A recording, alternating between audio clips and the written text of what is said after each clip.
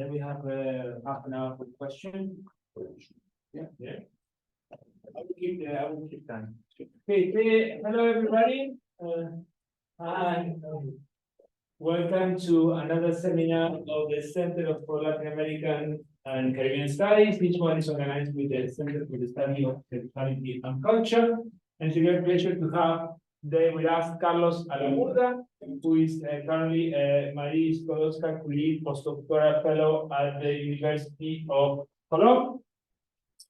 And Carlos' research and teaching focus on critical race theory, queer, trans, and disability studies, and the history of medicine in Latin America. He explores the intersections of these fields, particularly engaging queer theory with the use of Hispanic literature to study gendered and sexualized constructions of the body, rooted in colonial taxonomies of difference. He earned his PhD in use of Hispanic studies from Northwestern University in 2021.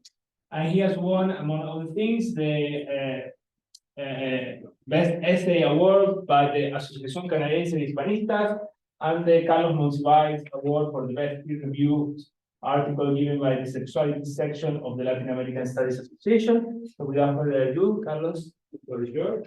Thank you. Hello, everyone. Thank you very much for coming today. This rainy day in Manchester. I am coming from Cologne, where I'm originally from Canada. Soon I'll be faculty at the University of Chicago, so it's great that I have the opportunity to come and share my latest research with colleagues and friends from Europe and England. Today I will be talking about a project that is contextualized within my research in my postdoctoral work with the Curie Horizon project, and I named it a cosmopolitan European queer networks of scandal in the 19th century. What I want to talk about today is global strategies of queer agency, visibility, subjectivation in the context of the long 19th century, at a time that is classically approached by cultural history and literary studies through a critique of discourses around national identity, economic development, urban modernization, empire. For many cultural historians, either a focus on Europe or Latin America, which is the circuit that I will be examining today. The so-called Belle Époque was characterized by an optimism and faith in three distinct political fictions: order, progress, and bourgeois respectability, family, conjugal reproduction. So in this context, I want to ask, what was the role of the so-called deviant scandal or homosexual scandal or Uranist scandal for the formation of a cosmopolitan queer subjectivity in the 19th century? What did it mean to scandalize the nation through the disassociation from heteronormativity or heteronormative nationalism? How these diverse, particularly scientific communities, make sense of the scandal as a trait of homosexuality, powered by a supposedly anti-national prerogative. So in this presentation, I explore how the study of global networks of 19th century sexology allows an understanding of the transmission, translation, and adaptation of scientific and literary discourses concerning homosexual scandals via the lens of a European, Latin American circuit. I engage with a series of medico-legal studies and journalistic chronicles of the queer underworlds in Berlin, Paris, Madrid, Buenos Aires, and Rio de Janeiro. By affording due significance to a scandal as a technology of global queer subjectivation, I unveil a queer micropolitics marked by a deliberate detachment from colonial, national, and heteronormative imaginaries. In the long 19th century, global queer population sought to advance innovative models of subjectivation through a scandal. These models were rooted in two foundational principles, each bearing, of course, their unique vernacular imprint. Firstly, there was a focus on the development of experimental gender fluid aesthetics, encompassing preferences in fashion and the arts. Secondly, there was an emphasis on the cultivation of erotic practices marked by the ongoing reconfiguration of boundaries related to class, gender, and race.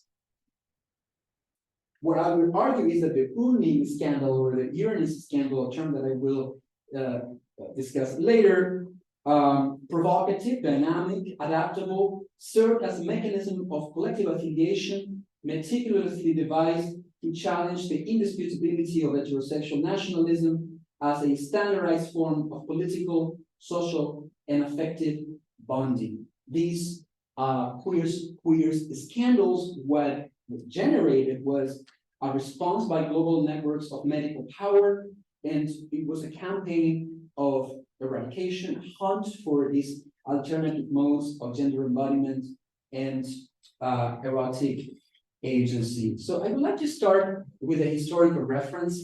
In the early stages of the French Revolution, the National Constituency Assembly decriminalized homosexuality. In 1791, lawmakers intended to stray away from theological interpretations of the law, so references to blasphemy, sodomy, which were considered heretical acts, were not included. So sexual intercourse from homosexual intercourse were not differentiated. However, almost a century later, I would say the chief police of the Vice Squad of Paris, Félix Carlier, argued in his book, The True Prostitutions, Le Deux Prostitution, that pederasty, the name for homosexuality in the 19th century, a pre-category for homosexuality, should be classified as a criminal offense. He thought that the current legislation, which prohibited, this is the cover of the book, he thought that the current legislation that could, as I said, hunt the homosexual populations was a contravention law that prohibited to cross-dress outside of the context of the carnival. And Carlier thought that this was not enough in order to protect the morality and national security of France. Recent German legislation served as a precedent for Carlier in order to change French jurisprudence. German lawmakers, after unification in 1871, had taken measures to classify pederasty as a crime under the famous paragraph 175.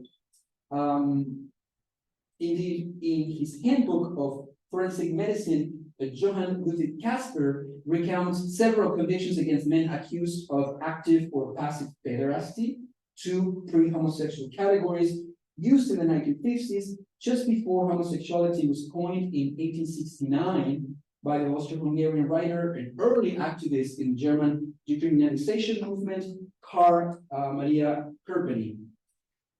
Police terror and convictions against queer men in France and Germany resulted from detailed and humiliating anatomical and character descriptions given by doctors to judicial authorities. It was very common in these etudes to read the doctor's confession of finding homosexual subcultures scandalous, quote, scandalous and repugnant. And I quote from the famous medico-legal manual, crimes against morals, atentados contra el pudor. It will be also translated in Spanish like that, by Tordier. He says, it would remain for us to say a word about those whose depraved taste, which is a reference to gender deviance, and inexplicable passion, that is a reference to same-sex intercourse, defray this hideous profession. But what would be the point of lifting this veil behind that where I only found scandal and disgust? So heteronormative disgust was at the core of the historical, social, and scientific analysis of homosexual scandals in the global 19th century. There were famous police raids and outing scandals that raised controversy and mainstream homosexuality in Germany through the so-called Halaburda scandal that, as I said, scandalized German imperial politics. Here we have some postcards or propaganda against this general that was outed by a famous journalist in Berlin. that is actually discussed in the book by Robert Beachy, Gay Berlin, Birth of a Modern Identity. See, these are some of one of the representations that you find in the German media as a way to, as I said, express the disgust for a differential sexual gender identity. But also in the Southern Cone, a famous outing scandal is the ball of 41. First, I would say first homosexual scandal that had so much coverage in the media in Mexico. Supposedly the I didn't say the word in English now, German, law of Porfirio Diaz, the president of Mexico, was supposed to be in this party, this trans party, this transvestite party, queer party in 1901. But also, as you may recall, in the United Kingdom, the Oscar Wilde trial, all this resonated within the global medical elite.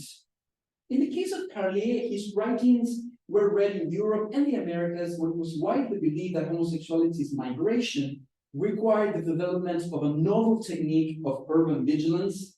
There was a proposed segregation between virtue and vice that served as a warning for world governmental authorities about the vast spatial dimensions of homosexuality, an intricate network of affection and solidarities comprised of numerous, fragmented, and primarily migrated populations, defined as Carlier as a cosmopolitan Freemasonry which does not belong specifically to any country, but it imposes itself on all, end quote.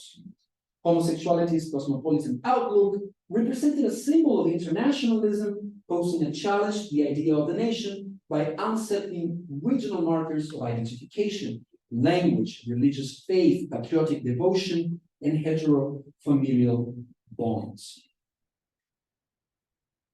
The scholars like Sylvia Molloy, Judith Butler, Ifkosoff Sedgwick, David Halaburda, Gail Rubin, just to name a few, revitalized the field of queer comparative literature and history in the 1880s and 90s, and have informed more recently studies that have illuminated the connection between the rise of modern Western nationalism and the strengthening of the bourgeois heterosexual family, a union characterized by monogamy and reproductive values. In what follows, I explore the interplay between cosmopolitanism and queerness, revealing how these narratives of disassociation challenge the interconnection of national identity and reproductive heterosexuality. As Hector Dominguez Rubalcaba argues, queer people are non-citizens. They must cause revulsion, and their rejection is impious, official, and mandatory, end quote. For her part, Helena Burfinkel notes the inseparability of the notions of queerness and cosmopolitanism, quote, by virtue of their shared stubbornness, the two concepts pose a challenge to twin fictions of nationhood and heteronormativity, end quote. Cosmopolitan queerness thrives within interconnected networks of solidarity, aesthetic influence, and erotic relationships. It is spread and adapted as individuals moved between rural and urban environments and across international borders. I will outline distinct configurations that emerge within a well-defined framework of discursive and performative practices collectively formed through a shared affinity for feminine clothing, fragrance, perfume, literature, the carnival, ball dance, and the erotic exploration of queer spaces such as parks, secret clubs, and theaters. The investigation of this queer cartography reveals the techniques of visibility of a Uranist subculture which contributed to the quote-unquote disgust expressed by forensic science. This sentiment of aversion would reverberate through subsequent medical investigations by the turn of the century and solidify the state-sponsored strategies of terror and persecution against queer communities with a lasting impact in the 20th century. So I would like to start with the first section. You see, this, for example, is a typical representation. This is Oscar Wilde with in this depiction, this feminine depiction that would be, as I said, part of these codes of repulsion, revulsion, and humiliation in the context of homosexual outing in the 19th century. So the cosmopolitan diaspora, the Euro-Latino circuit of Uranism. In the mid-19th century, the German sexologist and jurist Karl-Heinrich Ulrich made a bold declaration at the Congress of German Jurists in Munich in 1867. Speaking in the Grand Hall of the Odeon Theater, Ulrich called for repeals of laws criminalizing homosexuality.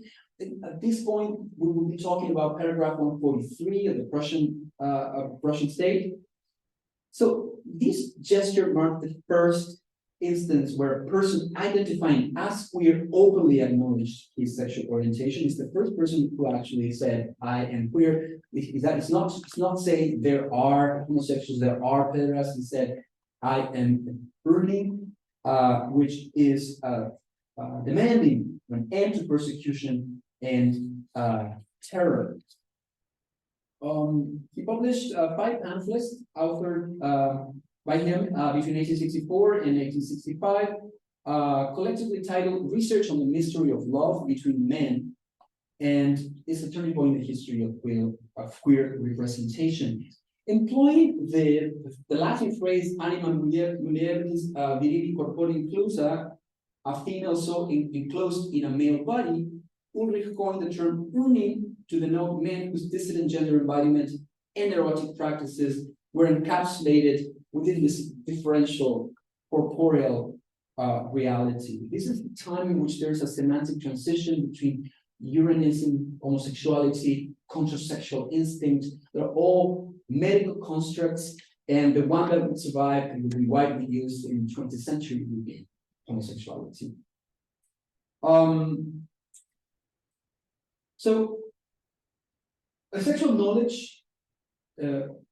medical projects transcended the regional contours of Europe through scholarly migrations, travels, conferences, epistolary connections, and the founding of centers for advanced studies. We're talking about the time of Richard von Krafft-Ebing and Cesare Lombroso, the famous criminologists of the time, who have a high interest in sexology and in ethnographic work. Richard von Krafft-Ebing or Albert Moll, the famous sexologists of the time, they actually would go to the streets of Berlin, they will go to the balls, they will go to the gay clubs and conduct interviews, all in the hope that at some point there would be legal reform. Evidence of these transculturalized networks is this Félix Carlier forensic study, the one which I opened this presentation. In this book, he is exploring a erotic cosmopolitan subculture in France and Germany, Italy, England, Switzerland.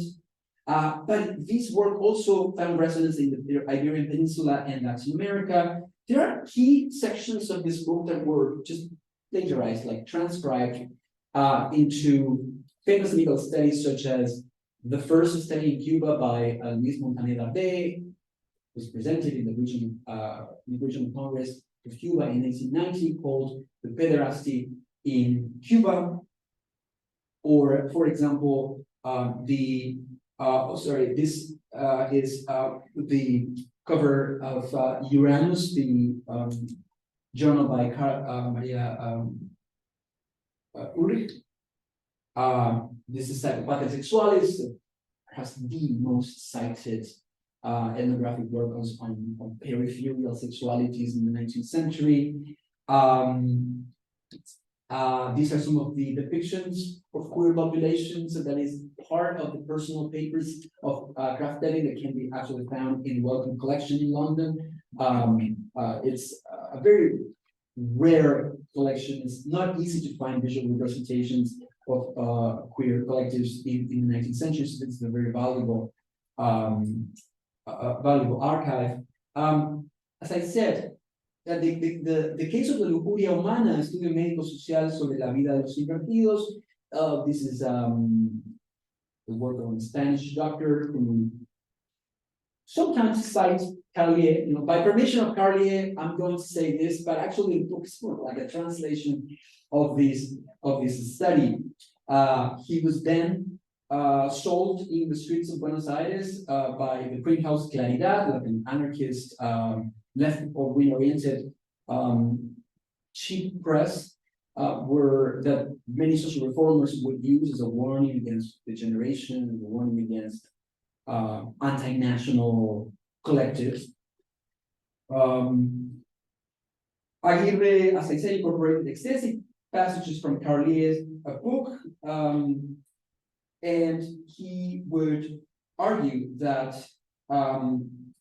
it would highlight the communal networks of economic support in homosexual communities. I quote, "Homosexuals have members everywhere who recognize each other without ever having met, who understand each other without speaking the same language, and who are in charge when one of them arrives in a country where they do not know anyone, or introducing them to their brothers who receive them with open arms in their society, or who in return for his favors, provide them with the means to live if they don't have resources. That's the way they help each other." End quote. As I said, for his part, the Cuban physician and anthropologist Luis Montané y Dardé gave a lecture in Havana during the 1890s, a congress called Pederasty in Cuba, and he claims, quote, homosexuality must exist in America as it exists in Europe, Asia, and Africa. It also exists in Cuba. Indeed, homosexuality has arrived and is flourishing in our country. Again, it was the cosmopolitan, border crosser characteristic of queerness that Dr. saw, with a mixture of disgust and fascination.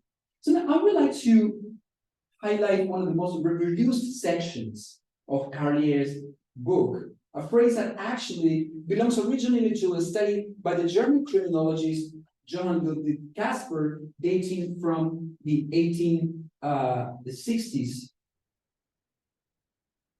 A quote, "We recognize each other immediately, and I never made a mistake taking a few precautions.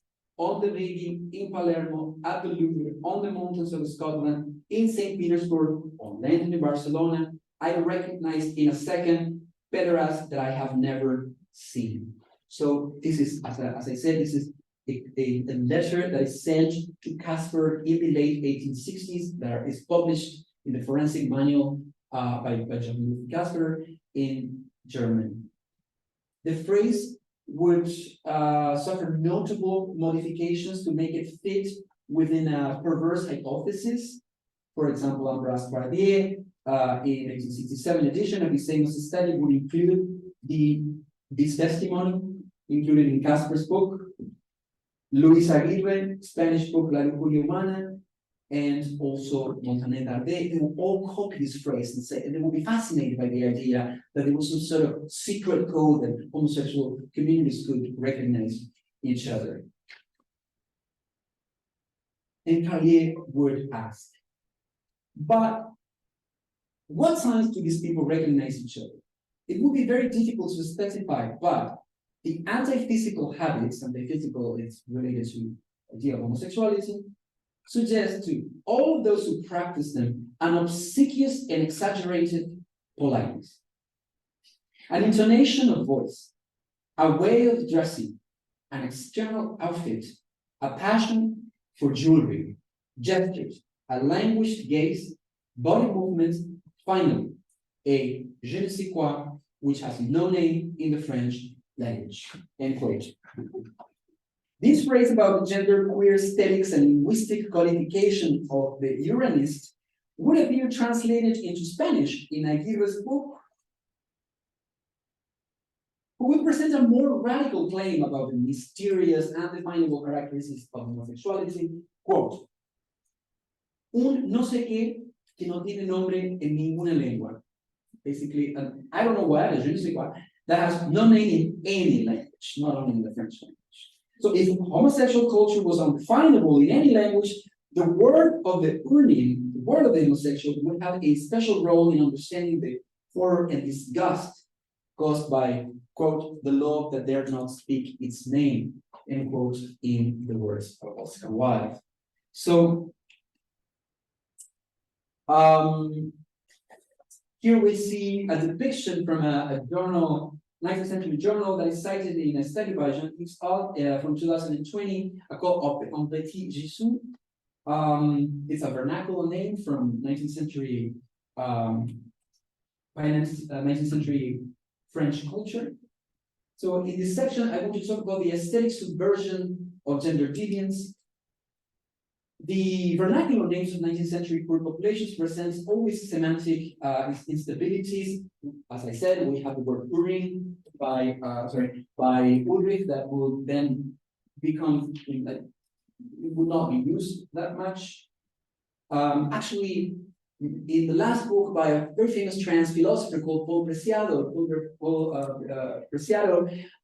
the book is called An Apartment in Uranus, and it is one of the moments in which you can see some sort of return of this concept. But the most famous are inverts, sexual inverts, homosexual, pederast, anti-physiques, but also sort of slang names like aunties in French, the aunt, Jesus and little Jesus, which basically is referring to male prostitutes. Maricas, maricones, lunfardos in Spanish are all historical designations that are often inadequate when you try to attempt to apply them outside of a geographical context. But again, I want to insist on the seemingly universalizing aspect of homosexuality that is identified by Casper, Carlier, and his numerous commentators. For Carlier, the secret code of homosexual cosmopolitan affiliation, I'm going to be less jargony. For Carlier, homosexual intercourse or cruising would rely in aesthetic choices to produce effeminacy to establish those homoerotic bonds. Here is the origin of the scandal, the transgression of the aesthetic codes of gender for the purpose of engaging in any quote-unquote anti-physical sexual practices that is non-reproductive sex. The question is, what does Carlier and his colleagues find scandalous about what he calls this Freemasonry of vice? We're going to start by describing the aesthetic morphology, to paraphrase Foucault's famous definition of the homosexual as a species, the new morphology. For Carlier, the true pederasts were called antiphysiques, aunties, or amateurs. The ones who sold their bodies were called Jesus and little Jesus. These categories were shaped by notions of class, as male prostitutes came from lower sectors of society and would engage in different forms of petty crime. As for their gender expression, I would like to give you a list of objects that function as true props in the theater of gender deviance and homosexual effeminacy. For Carlier, those who enjoyed a fortune, often considerable, sometimes possessed jewelry and gems that would make the most fashionable women of Demi-Monde jealous, and when they traveled for the gratification of their unnatural tastes, homosexuals would take with them a veritable jewelry store. So in this book, you can actually find a list of the kinds of objects that they will be fine, or in which they found pleasure in buying, using. Just to give you a few: a gold vest chain, a pair of cufflinks mounted in gold, 2 flower cufflinks, blue enamel, a pair of jasper sleeve buttons inlaid with gold, a pair of decorated gold buttons, a pair of gold of turquoise beads, a coral tie pin. So head jewelry speaks to these 19th century techniques of gender and queer subjectivation. Jewelry worn in excess was part of a constellation of aesthetically queer manifestations, socially rejected under heteronormative gender and sexuality codes. Actually, this report of the jewelry, of how the way they dressed, is found because the person that had clandestine sex with one of the male prostitutes, he was robbed, they went to the police and reported the incident.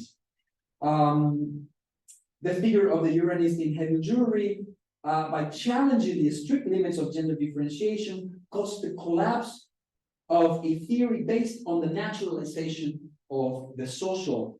Quote, the homosexual cannot be noticed unless carried, his image, to exaggeration by those who have never known this accursed passion. But those who are its slaves are never mistaken. It is thanks to exaggeration that the two men who have never seen each other approach each other on a walk, in a public place, or follow each other in the street with as much confidence as if they have been introduced to each other, end quote. Here, I want to highlight the issue of extravagance. On the one hand, the je ne sais quoi can be understood as an expression of camp. On the other, of an eccentric mode of Uranist femininity, which is a proxy identity that David Halaburda argues is the means by which gay men can assert a non-standard antisocial way of being, feeling, and behaving. It represents more particularly an ethos at odds with the specific forms of manifestations of traditional heterosexual masculinity, end quote.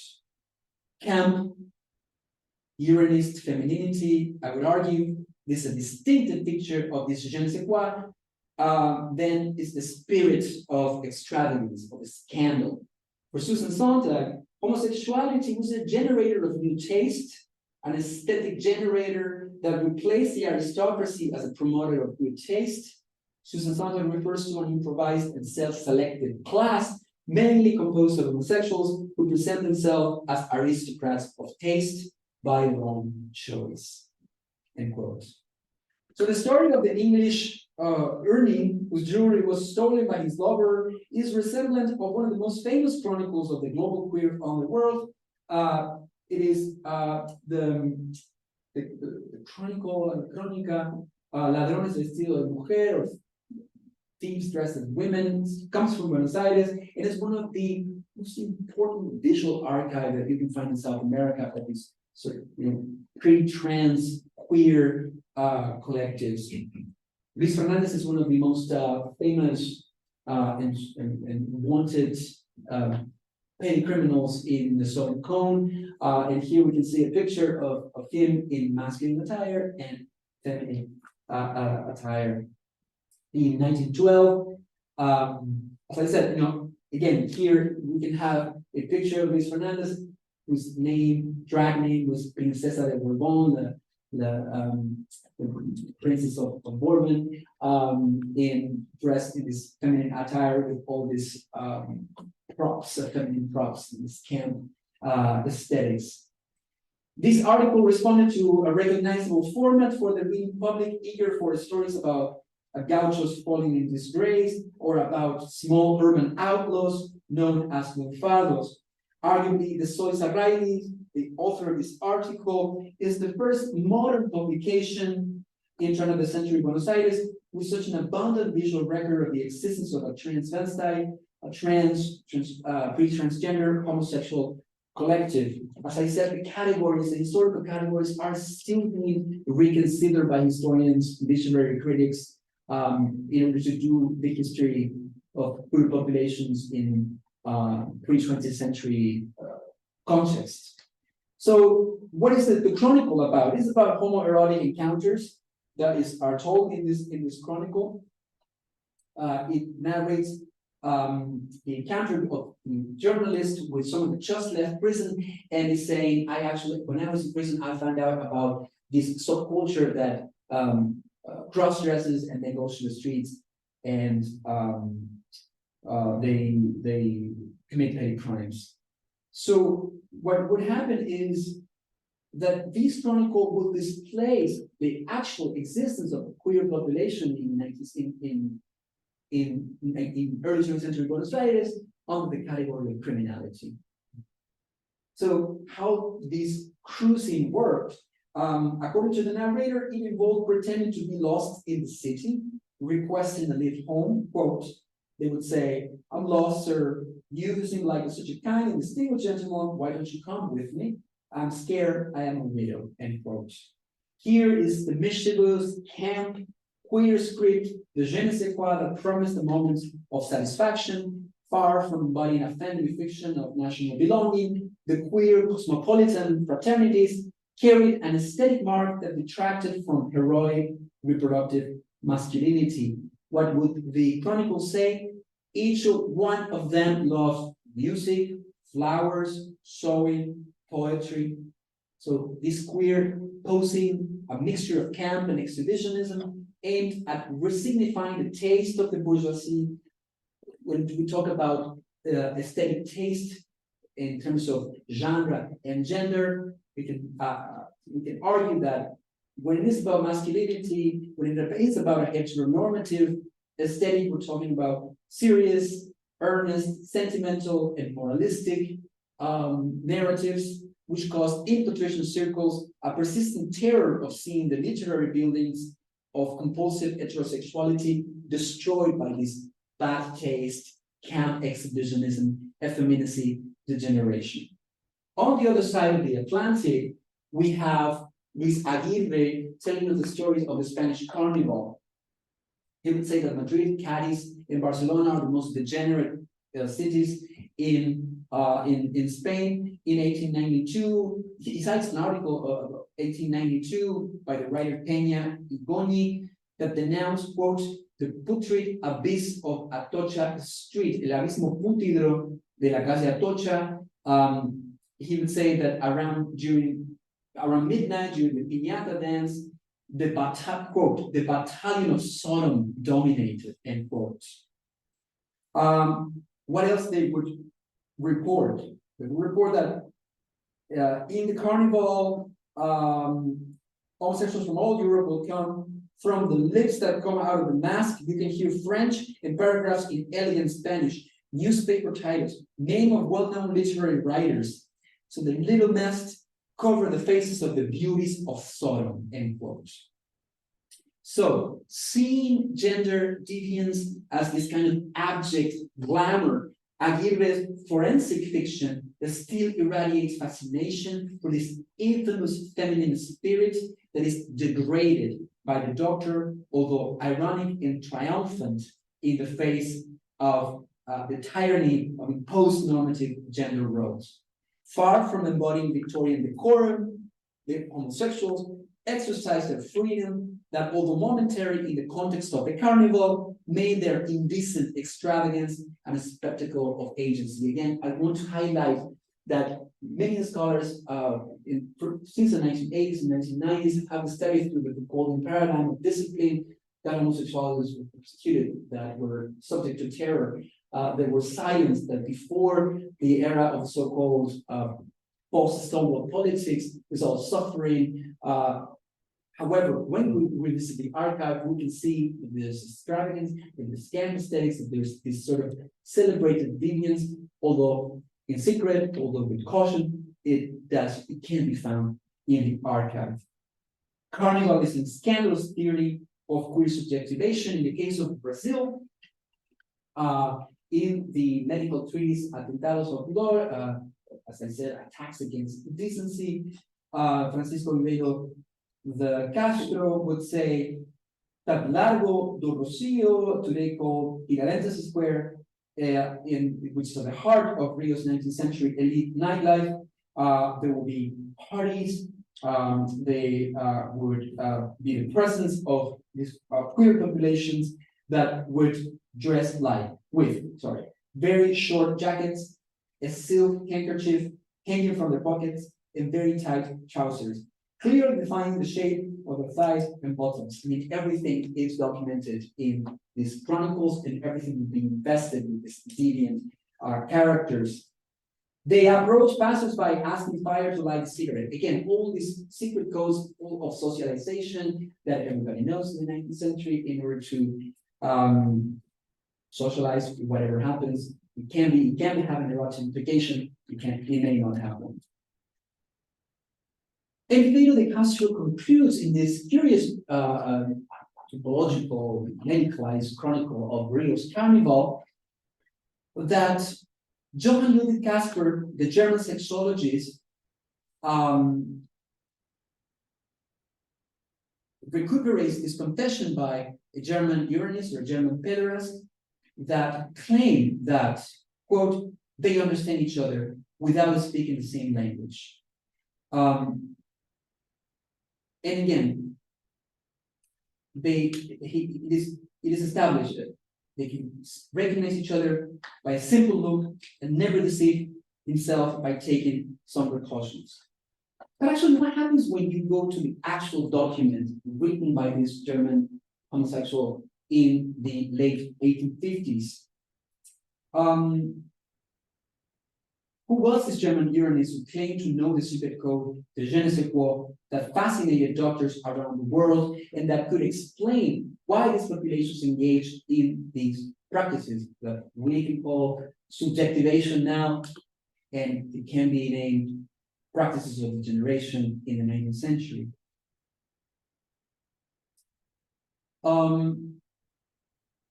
In what context is this famous phrase about recognition told in the letter? Why it matters to read it today? Although the intention of global forensic sex science was to implant a degenerate voice in Casper's anonymous homosexual, what the letter sent to Casper in the late 1850s shows is perhaps the first and most courageous and risky attempt to reject terror, disgust, and homophobia. The letter is actually a defense allegation. It's called Self-Confessions of a Pederast. But sorry, just to finish the real, these are some of the cruising spaces in the 19th century that you can find this archive in actually the Brown Library Center for Digital Scholarship. This is the Elemental Square, and this is Halaburda. Again, so I'm sorry for the disruption. Self-Confessions of a Pederast is a letter sent to Casper in response to an article published in 1852 called, my German friends asked me, helped me to translate it as Rape and Pederasty. If you have a literal translation, it would be called something like Forced Breeding and Pederasty. This anonymous gay person writes this letter to complain against the main thesis of this study, which argued that homosexual intercourse should be equal to bestiality. And also, again, through this perverse implantation, what the Casper did in this study is to provide the police and the medical authorities with a tool how to detect if there was actual case of sodomy. So they would have these very intricate explanations of what part of the rectum would look in a particular way, and then you could say it was actually very difficult to prove in court that you had engaged in homosexual intercourse. But again, what the anonymous gay person argues in the letter is that Casper is wrong. Very rare document that someone would challenge medical authority. He described himself as a Christian of impeccable conduct who found consolation for his condition in the Gospels. He confesses that in his adult life he became more and more unhappy. His youthful freshness disappeared, but his desires became more and more sensual. He claims, quote, "I threw myself into the dust before God. Let's also say it was the devil. But in my heart, a voice spoke so loudly that I thought I heard him in the room. Quote, go to the linden trees." End quote. This is probably a reference to Tiergarten, which was a famous cruising place in Berlin in the 19th century, and it still is. End quote. "I have rarely or never set foot on the inner promenade. It was years ago and the lighting was probably not as brilliant as it is today. After a while, a gentleman joined me. He spoke kindly to me. I felt a wonderful, blissful feeling when he pulled me close to him, kissed me passionately, and finally, through masturbation, my nature was satisfied. But now, I was overcome by true despair. I cried with shame when the stranger turned to me in amazement and said, 'Why are you crying like that?' Just of people do that. To what I responded, 'Never in my life. God forgive me. Have I heard such a blessed word?'" I was just going, you have been speaking for 45 minutes, just to have it's one more. So what did he say in the letter? All right. In the actual paragraph that is making this connection about I can see gay people anywhere in the world, you would actually say, I don't accept that pederasty is degenerate. We love each other, we change with each other. If our scene were so great, how could Plato, Julius Caesar, Frederick Gustav III, so many have committed it? We usually have beautiful eyes, and the eyes is somewhat the mirror of the soul. And now the famous phrase, on the Rigi, in Palermo, in the Louvre, in High Scotland, in St. Petersburg, when I landed in Barcelona, I found people I had never seen, who, in a second, were spellbound by me, and I by them. Could that be a crime? Here the famous phrase invested with perversion in so many treatises that were translated to Spanish, to Portuguese, to Italian, to French, achieves a counter meaning, a rejection of criminalization and an allegation of dignity.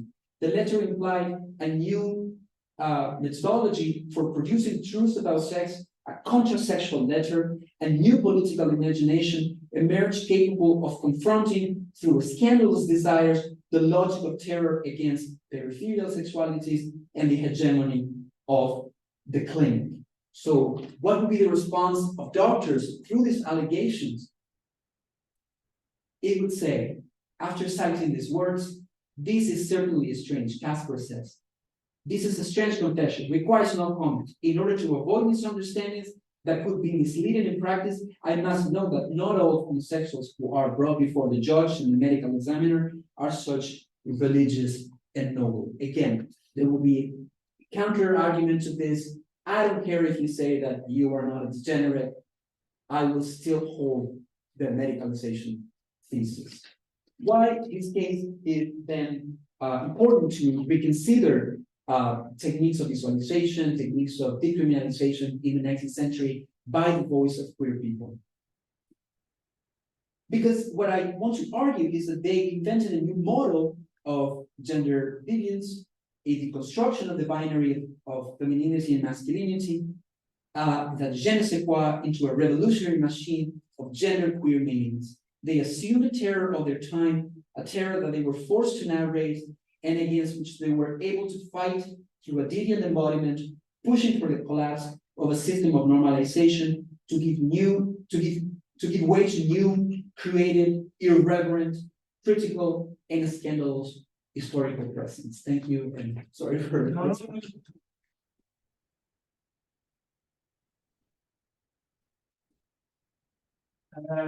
Okay, Carlos, thank you very much for that. That was really interesting. We have some time for questions, and I'm going to start. One of the contexts that you analyze is Buenos Aires at the beginning of the 20th century, right? And this is a moment in which we see the arrival of a lot of European immigrants, particularly from Spain and Italian and Italy. And there is this sort of panic, right, about their effect on the national body. That they're going to contaminate the national body. They're going to kind of bring a sense. They're going to have an effect that is very similar to the way you were talking about, the generation, etc., of the national body.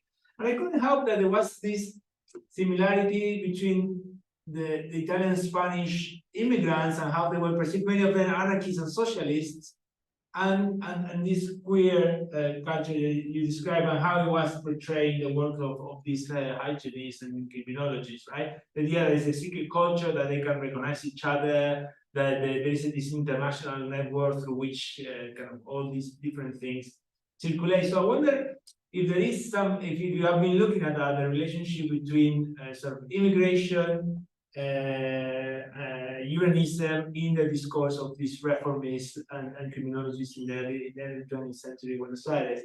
And the other thing I wanted to ask you is you mentioned Carnival a couple of times in Rio and Buenos Aires, which are highly racialized events. I mean, there were also expressions of Black culture. So again, the relationship between Uranism, the generation, etc., the medicalization of that, and the issue of race and eugenics. So if you have touched on these different elements. Yes, it's a very important aspect because as you know, in Argentine, literature, the motif of invasion or sodomy has been used as a metaphor of barbarism since the inception of Argentine culture through a short story that is very well known in the context of Latin American studies called The Slaughterhouse or Matadero, where the, I would say, representative of civilization, of white civilization, enters into the slaughterhouse and is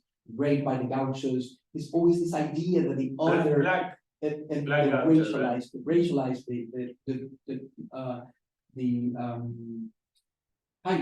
highly racialized individual through the idea that civilization would be lost. The metaphor of the motif of hypersexualization is used to create this panic, this fear for as we call it, the literal city. And then with immigration, once the civil wars end by the end of the 19th century, and then there's a new re-territorialization after something called the Campaign of the Desert, is the genocidal war against indigenous peoples in the Pampas. There will be a new order, the immigrants. And of course, there will be, through my intellectual migrations of an exchange, notions like regeneration, Lombroso, Amorel, all these European criminologists will be cited in the new publications, such as Archives of Psychiatry and Criminology. There will be a preoccupation about, particularly the Italian, that is the new sexualized other, and it will be represented in naturalist literature. For example, a very famous novel of the time called In the Blood by Eugenio Cambaceres. The Italian appears as the deviant, as an initiator of deviant sexual practices. Also in the medical journals is always represented as a transgressor of sexual codes. It can be homosexual, or it can also be a agent of, a rapist, as Cambaceres is represented in the Blood. Now, with the new, I'll say, intelligentsia or the criminal or the criminologists in Argentina, there will be also what scholars have identified, particularly Nancy Stepan and more recently Marisa Gustavo Vallejos, Marisa Miranda in Argentina, as the soft eugenic paradigm, a paradigm of regeneration due to the presence of these deviant figures that are not only queer, but they can also be alcoholics, prostitutes. At some point, there's a remnant as well of ethnic racism. There's a fear of indigenous peoples as well. But this is more like the very early 20th century. So the discourse of eugenics, I would say that is an all-encompassing category that is used to criminalize, but it's also used as a regenerator, or if you want to call it a biopolitical principle, with the idea that they can actually regenerate the new republic, that they can create a modern nation through these paradigms of normation and modernization. The culture, theater, literature, the journalism, so instrumental for this sort of eugenic paradigm or social hygiene paradigm. Yes. Yeah, that was really interesting. So my question touches on some of the same subjects as Ignacio's. So two things occurred to me. One was this idea of the international conspiracy. Yes. So, this was a time when in Europe, especially, but also in Latin America, there was a lot of anti-Semitism. It was flourishing in France and Germany, especially. And, that was all about international conspiracies and Freemasonry and so on. So it made me wonder to what extent these, and often Jewish people were seen as kind of sexually deviant as well.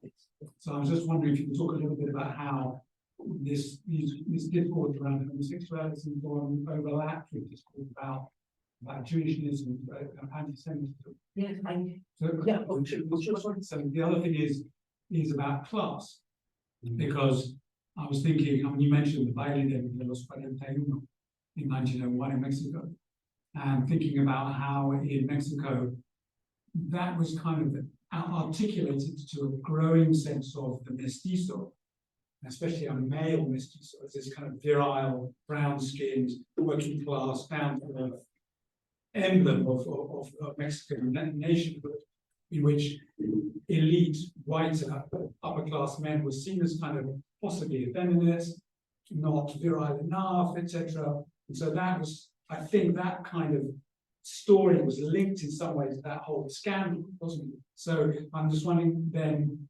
how class related to ideas about homosexuality at this time.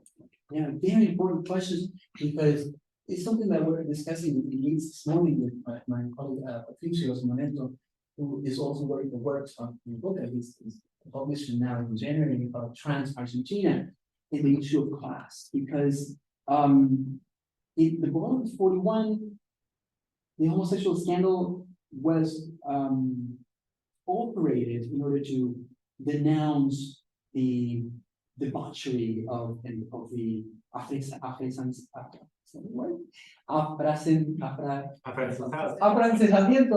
of the elite, the Frenchicized of the Mexican elite, a remnant of the Maximilian's times. And actually, there was a conspiracy that actually the first homosexual subculture secret society was founded by Maximilian. And definitely had a lot to do with class, because the elite was seen as deviant. And in the case of the Nuremberg scandal in Germany, the homosexual scandal was used to denounce sort of soft, realpolitik of Bismarck cabinet. The importance of having war, imperial politics. In England, it was also used to, in the case of Oscar Wilde, to denounce this perceived idea of deviance. And in South America and Argentina, with anti-Semitism, I would say that one of the most clear examples of how it intersects with notions of class and sexuality would be a novel called La Bolsa, or the stock market, where the Jewish banker is used as the figure of the debauchery, of deviance, lives in a mansion that is, all the decorations are highly shaped by this idea of a queer space, extravagant, effeminate, and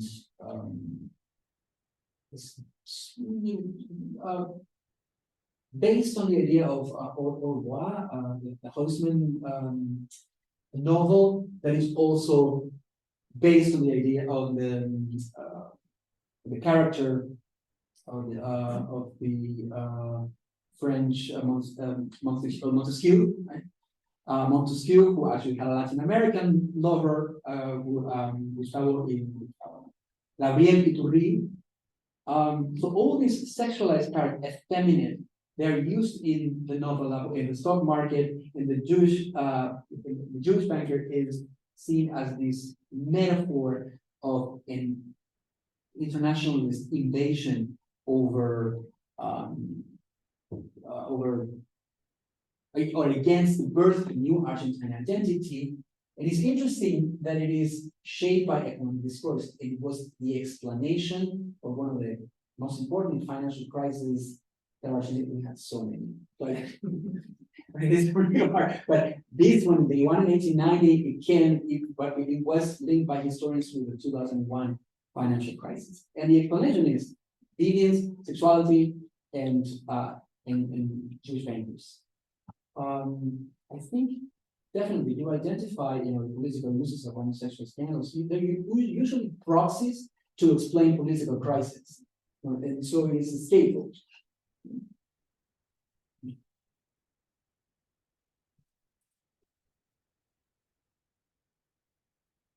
Absolutely. Yes, so thank you for the talk as well. This is very wide-ranging number of sort of topics and materials. Obviously, I think I probably personally know the Anglophone context better. It's interesting to see those kind of queer cultures in lots of different places actually taking quite a similar form. Yes. That is really pulling against a lot of the, impulses that we have probably in like Anglophone queer studies to really value particularity, because it does seem to be pointing towards something weirdly universal, actually, which is really interesting. But anyway, that wasn't my question. My question is about scandal. So you sort of opened with suggesting that the medical establishment is kind of constituting homosexuality as a scandal, if I understood you correctly. Yes. But I wondered actually about aspects of the medical establishment that weren't doing that. Yeah. I'm thinking about Hirschfeld, maybe, like sort of people coming from a kind of medical viewpoint who were not necessarily trying to pathologize sexual and gender minorities. So in Germany, it was the Hirschfeld running his famous institute for sex research. Yeah, So, I can't pronounce it. Yeah. So, I don't know. I guess I wondered. Yeah. Scientific comedy for scientific. I think scientific comedy is like a short. Yeah. So yeah, I wondered about whether how much the kind of that broader. Yeah. How much of a broader view of the kind of medical establishment at this time you could take or could feed into this project.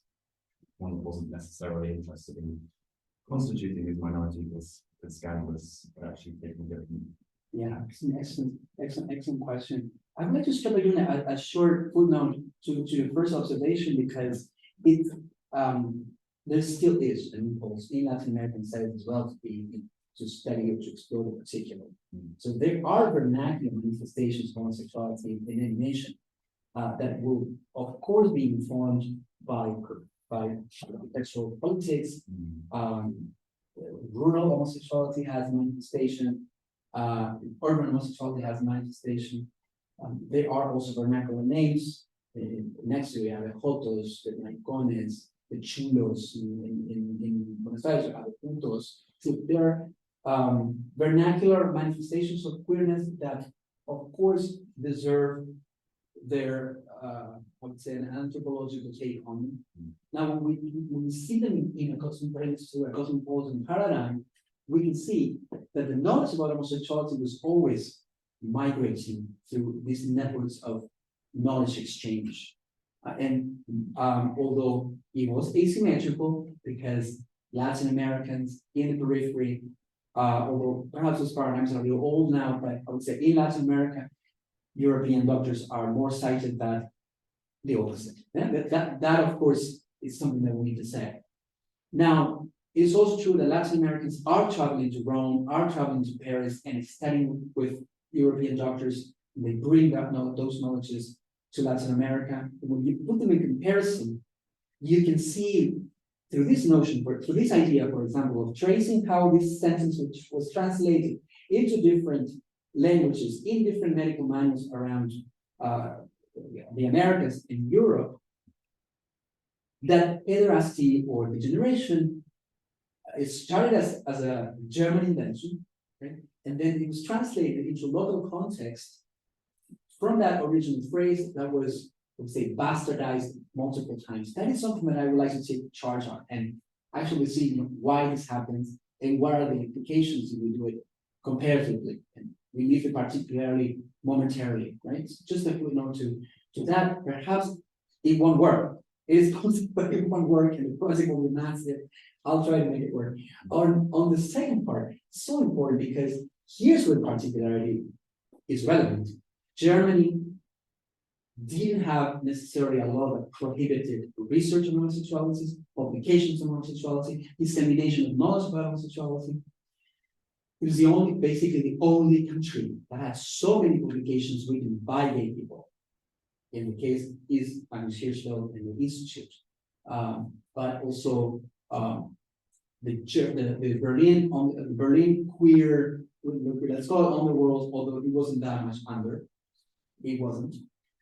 You could buy these publications, these journals in bookstores. In England, for example, even though Carpenter is publishing about sexual inversion, those books were published privately. And although they were discussed, they were not reviewed and discussed so much as it was in Germany. Why? Because although in England, this is Rolovic's thesis, although in England sodomy was prohibited, something that he doesn't explain, and I haven't done the research, there is less discussion in the public debate about it. In France, because it was not illegal, because of the Napoleonic Code, there were some publications in medico-legal studies, but in Germany, because this decriminalization activism was so huge, we still have a huge archive on not necessarily positive representation of homosexuality. What happens is, in order to be criminalized, you have to say that it is an innate disease. I don't, if I recall well, Hirschfeld's larger project, it's not arguing that the gay people are normal, but that they have a congenital condition that needs to be addressed, or they should not be persecuted. They should not be persecuted. So the notion of transatlantic, for example, it exists. And Susan Stryker, one of the trans philosophers, we discussed that they could be linked to the idea of a transgender person nowadays. So what you're mentioning is very important. It's not necessarily a thesis on criminalization, it's the opposite. It's to say that it is this congenital condition in order to avoid prison in Germany.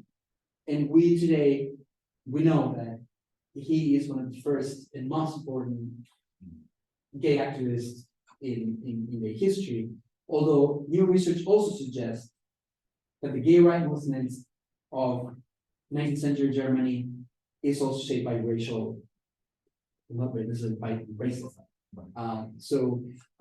That is something that will also complicate the debate. Can you elaborate on that? In line with the scientific racism of the time, it was this idea that response to to European politics, that if you read these manuals in juxtaposition, they would say, well, we are not as leading as the Germans. Homosexual, we don't have that many homosexuals in Spain. For example, this idea would say, Félix Carlier would say, it's not so scandalous like in Germany. So actually, they would call it the German vice. It would be the people, when they were cruising, they would say, do you have the German vice? And we would say, yes, people got, this is also a kind of code. And actually, Hirschfeld, this is one of the few things that I remember from the last book called Gay Rights, Racism, Gay Rights. I don't know the author, the pronounce. But basically, the thesis is that there was some sort of imperial, proud German people, superior, because they had so many homosexual gay people. There is Hirschfeld also gave conferences everywhere. He had a Filipino, I think he was a Filipino lover, who traveled with me, a student around the world giving conferences. And he would have different opinions about so-called racial minorities. But I wouldn't be able to explore in length or give you a thorough response on that. I'm Hirschfeld. Any other questions? Okay, in that case, let's give him a new round of applause. Thank you.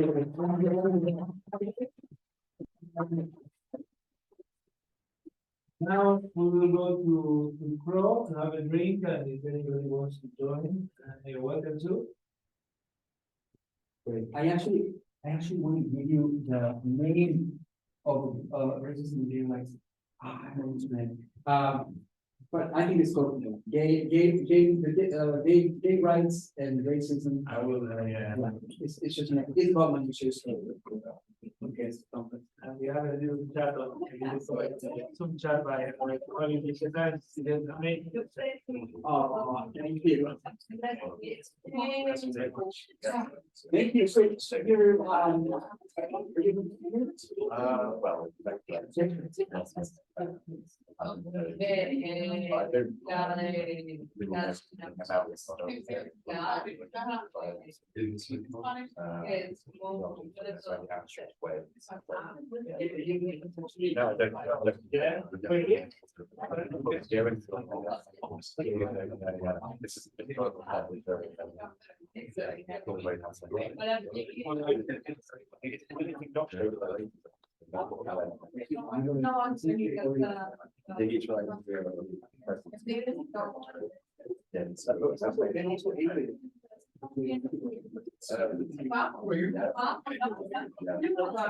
Yes.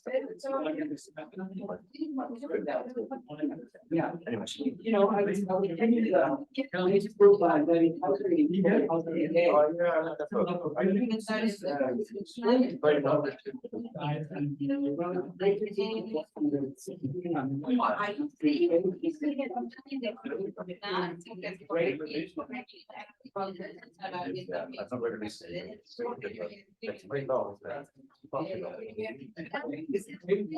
discussion.